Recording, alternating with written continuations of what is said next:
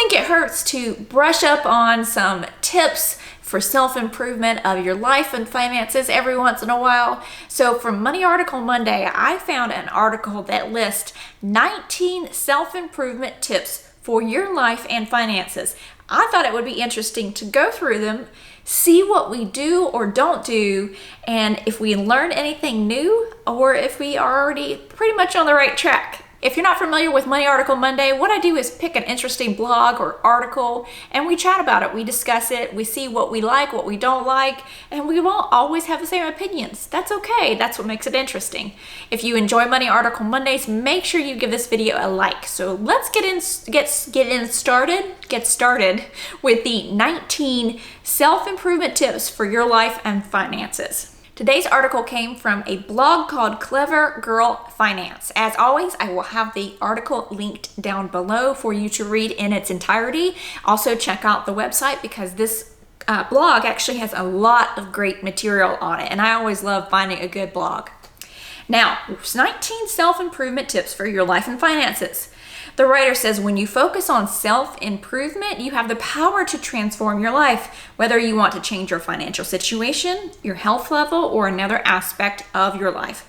Self-improvement can help you achieve new heights. Now, in a previous video, I mentioned that I feel like the self-improvement, self-help book world is just super saturated, and I really feel like it is. A lot of it is the same repetitive stuff over and over and not really somebody offering something new. When there's a book that's a nonfiction book, I want that book to teach me something that I didn't know before, not just give me these overall arching umbrella ideas that don't give me any real life examples or actually teach me how to do something.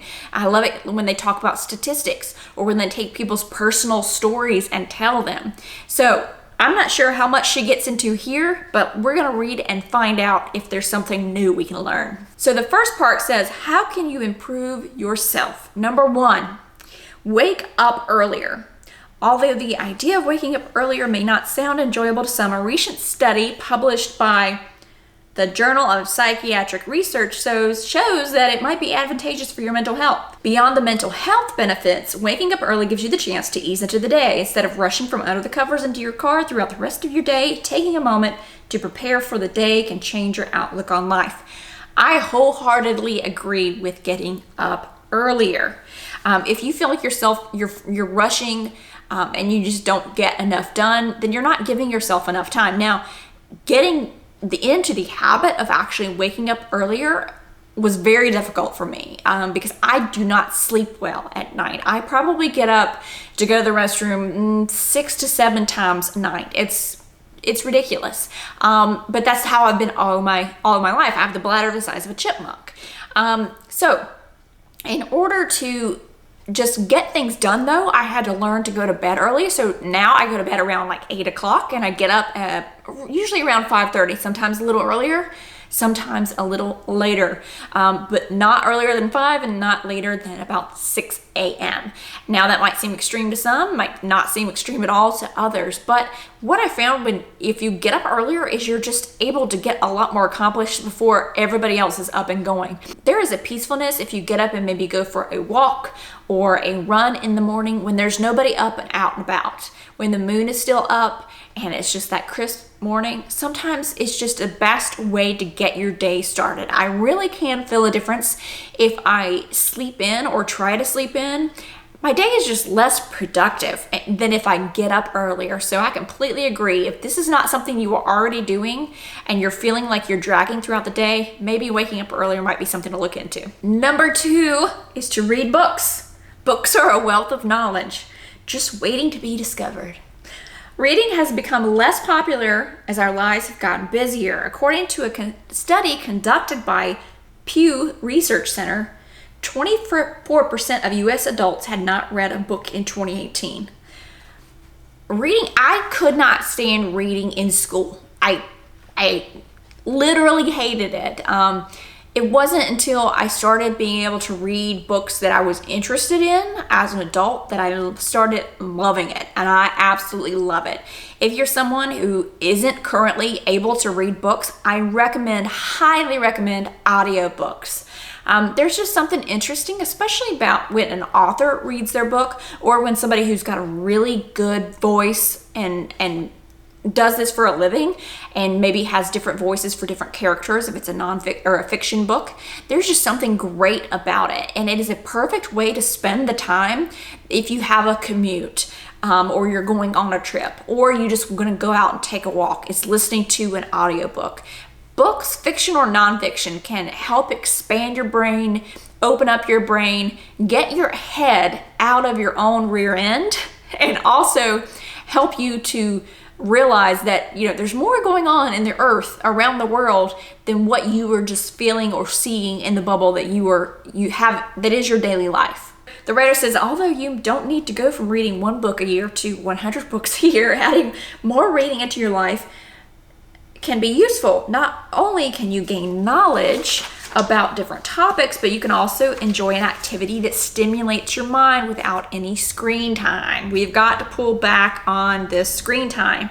And the article links to her ultimate list of best books. I need to check that out. I love a good book. I love good book recommendations. If you guys have any fiction or nonfiction that are out right now, put them down below, please. I recently mentioned one that was mentioned in another Money Article Monday called Deep Work by Cal Newport. And it's all about, it's actually so intriguing, the way he writes and the way he pulls stories and statistics as well. And I'm literally on page 10 and I'm so excited to keep reading. And it actually is very much about how we used to be so much more into deep work, sitting and being able to concentrate and do and how we actually evolve as a species, meaning we are able to create all this stuff around us. You know, the iPhone, the computer, the internet, YouTube. Somebody had to think of that stuff, right? And it wasn't probably somebody who was sitting at a desk reading emails all day and, you know, pushing paperwork. It was probably somebody who had time to themselves, didn't have notifications going off on their phone, and wasn't checking Instagram or Facebook every 5 seconds. It was somebody who was doing deep work. So what he says in the book is that most of us now are doing what we call shallow work, where literally we could be doing another task, and like listening to something else or watching something else, and still be doing the work that we do on a daily basis. And it's so sad, I think. So I'm very excited to read this book and to see if it has any other ways that to teach us how to pull back from shallow work into more deep work. So I'll keep you updated on how that book is going. Sorry, I go off on tangents sometimes, and I needed to do that. Number 3 is shifting your circle of awareness. So let's see what she's talking about here. It is often said that you are most similar to the 5 people that you spend the most time with. Think about your friends and family that you spend time with on a regular basis that make up your circle of influence. Are they moving your life in a positive direction or a negative direction? Consider the type of person that you want to become. What people in your life can help you move in that direction? You can seek out new opportunities and expand your circle of awareness along the way. I agree with this. I can look back on moments in my life and I can realize the financial situation I was in, the mental headspace I was in, and I can think about the people I was surrounded by. And it's eerily similar. So if you are not happy with what's currently happening around you, it may be time to look at that circle. So definitely agree on that one as well. The 5th one is to find a mentor. If you are trying to be successful at a particular endeavor, then find someone who has walked the path and succeeded. I enjoy reading and about or listening to people who have walked a path, failed, and succeeded, because you learn from their failures. A mentor can help navigate the waters to a successful life and career, avoiding their mishaps along the way. That is what I actually really enjoy about YouTube. When starting, just to kind of talk about like the YouTube channel, I didn't pay anybody to learn how to do this. Now there's a lot of people who are making a lot of money charging so you can learn how to do this. Well, I got it all for free on YouTube, and like I'm giving you guys thoughts and interesting information on, you know, money and finance and my road from debt to not being in debt. you can learn these things for free on YouTube. Now, it's not technically free. What you actually pay for are you watch the ads. So when somebody says there's ads on your video, yeah, that's how YouTube keeps it free for you, is through those ads. Now, as far as finding a mentor, if you're looking to do something, you're looking to start a small business, you're looking to start a YouTube channel, you may not have somebody in your circle or in your immediate area, but I think that via YouTube, you have to find the trustworthy, legitimate people who are there and want help, that you can find a lot of the resources that can compare to what she's mentioning here about finding a mentor. Now, I am not going to read all of these because this video would be entirely too long. So if you want to see all of the tips that she has, definitely check out the link below. So I'm going to go to number 7. Work on your financial goals. It can be difficult to enjoy your life fully if you are constantly worried about your finances. Money and debt can cause a huge amount of stress. You may be in debt right now and not really realize the level of stress you are under. I shared that in my debt story, and I'll link that video down below. I know the difference in my mentality, my physical health, emotional health, from when I was in debt and stressed about money to where I am now. Miles apart. So getting your finances in order can really put a lot of things in order in your life. Number 8 is journaling. Keeping track of your thoughts can be easier when you keep a journal. It will give you a place to work through your problems and identify your feelings in a safe space. Although a journal may not be something you need to do every single day, a regular practice of journaling can be freeing. Consider buying a fun journal that motivates you to write more. Now, I am not completely on board with this one. Now, you may differ, your thoughts on this may differ, but I think a lot of people have great intentions on this, but I think a lot of people also waste a lot of money on buying journals because they're cute and they're pretty. And if I have a cute and a pretty one with a really nice fun pen, then I'm gonna, do this whole journaling thing and it's gonna change my entire life. Don't fall into that trap. I've done it, and you may have as well. I cannot get into journaling. I just can't. When I would journal would be like the morning or at night. And if it's morning, then I'm a go kind of a person. And if I'm doing something sedentary, then I would rather be doing a meditation or doing yoga, or reading. Journaling to me just hasn't been something that I found necessary. Now, it may be life-changing for other people, but for me, it's not, and can be a financial trap buying all those pretty journals as well. Number 11 is eat well. You can't feel your best without the best fuel in your body. Healthy choices can help you feel more alive every single day with more energy. You can tackle your hobbies. You can tackle your hobbies and tasks with more vigor. Cutting out sugar and coffee could be a place to start. Now, hold up there. Let's not cut out all the sugar, okay? That's one of little life's simple pleasures that I like to enjoy. You can try adding a healthy meal to your weekly rotation. Think you can't eat well on a budget? Think again. Yes, you can eat well on a budget. Thank you very much. When I was eating crap, utter crap, I felt like crap. When I was eating out, I felt like crap. When I changed my diet completely, not have on a diet, but what I actually eat, oh gosh, the world that opened up, the way I felt better physically, mentally. What the thing is with eating healthier is you have to find what works for you. I didn't figure out what worked for me until I was 36 years old. Believe it or not. Now I know what works for me, and eating healthy is gonna be different for every person. So don't let somebody sit there and tell you that one way is the best way for you and not the other. For somebody to tell me that, currently I am probably 90-ish% plant-based. For somebody to tell me that I need to eat meat because I need protein, well, where does the cow get their protein? They eat grass all day long, right? People haven't done their research. For some reason, they think that one way is better than another.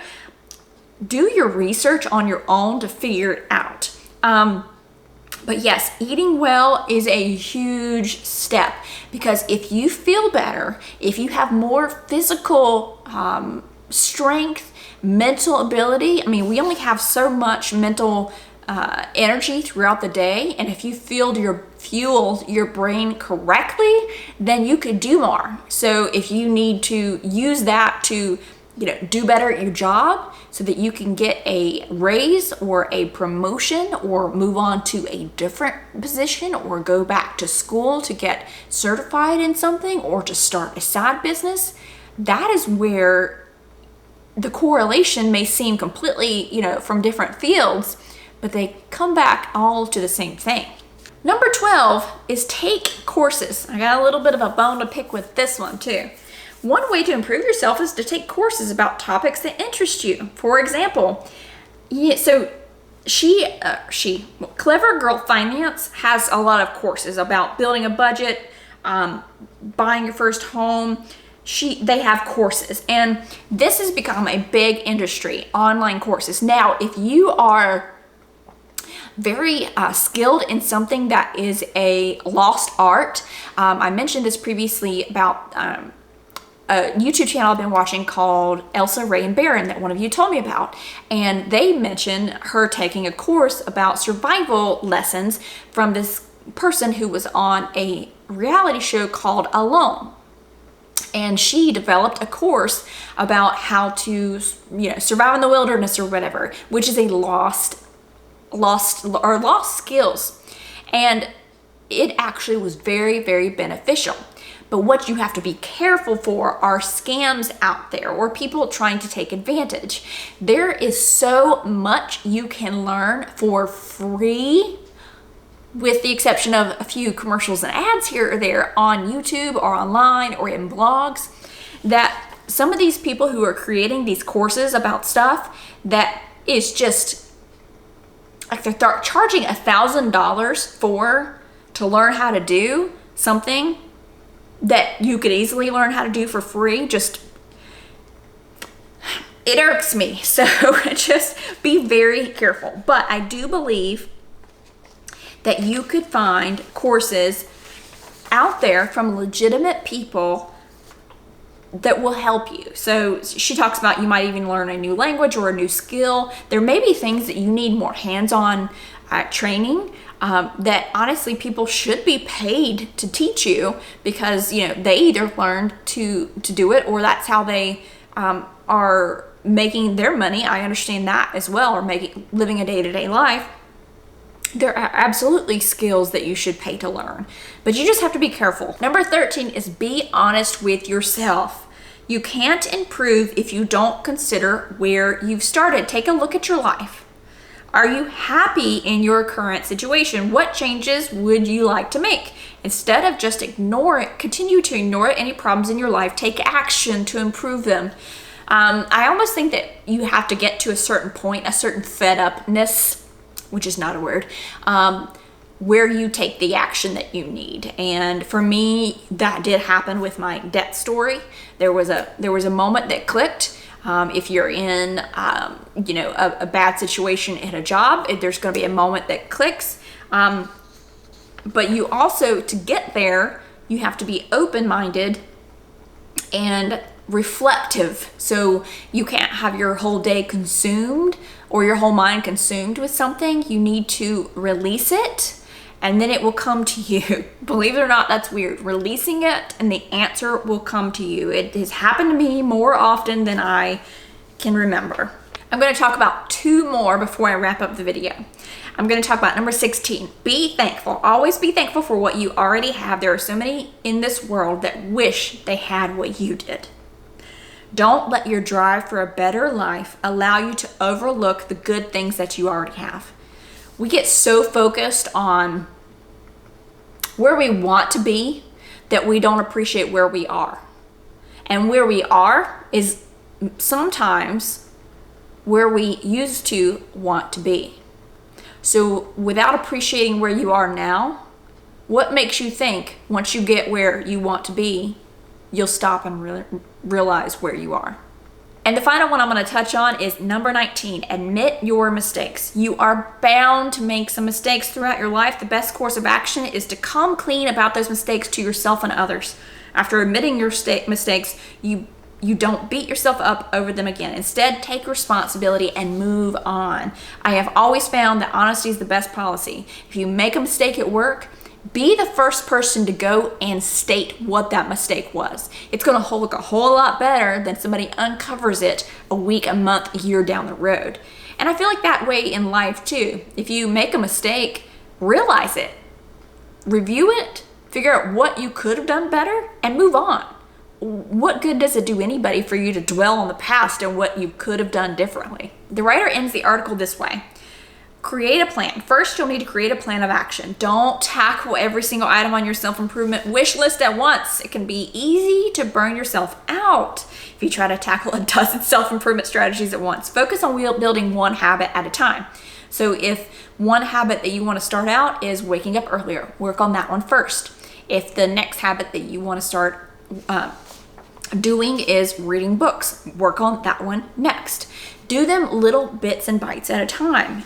They will happen quicker than you think, and the momentum of one will help you build on another and build your confidence that you can keep going.